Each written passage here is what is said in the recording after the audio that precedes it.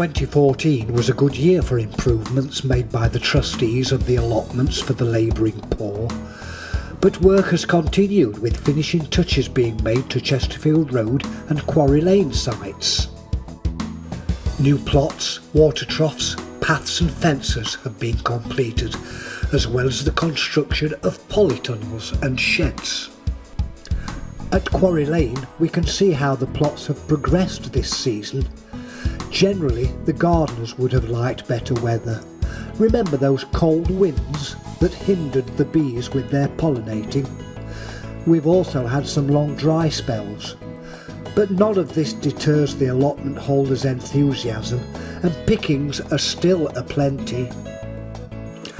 Allotments are moving on from those places of make do and mend.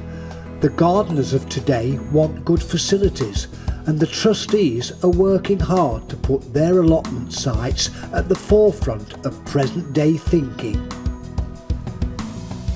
Chesterfield Road site is now well established with its new facilities. This view from the car park captures the spirit of the improvements with a before and after sequence. And all this in a year.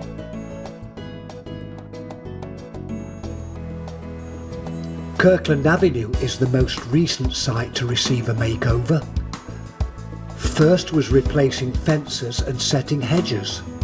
There are numerous examples of attention to detail, and here we see some new bow-top fencing which will be landscaped into neighbouring residential gardens. Old ramshackle boundaries required removal before the new work could commence. Lorry loads of rotted wood, glass and scrap metal had to be carried away. There was an additional problem of buried bricks, stones and boulders. They were on such a vast scale that a large area of the reclaimed site has required grading to make the land usable, and once everything is complete, the existing tenants will be given first refusal of the new plots. Racecourse site is scheduled to become top of the list for future improvements. Consultations have taken place with existing tenants to gain an idea of what they would like.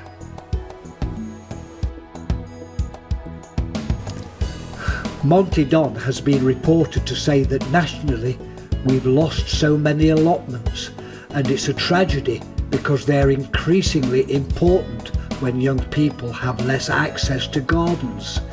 He goes on to say that they're part of our way of life and we can't keep building on them. The trustees of the allotments for the labouring poor are setting a marvellous example of how to preserve and develop allotments for the 21st century. They're securing the future for both this and future generations. National gardening experts are telling us the time has come to break up plots into smaller units and let everyone appreciate the joys of growing their own fruit and veg. So the trustees are leading the way, and wouldn't it be great if one of the new sites could be opened by Monty Don, or Charlie Dimmock, or Alan Titmarsh, or Christine Walkden, or Carol Klein, or Eric Robson, or Anne Swithinbank.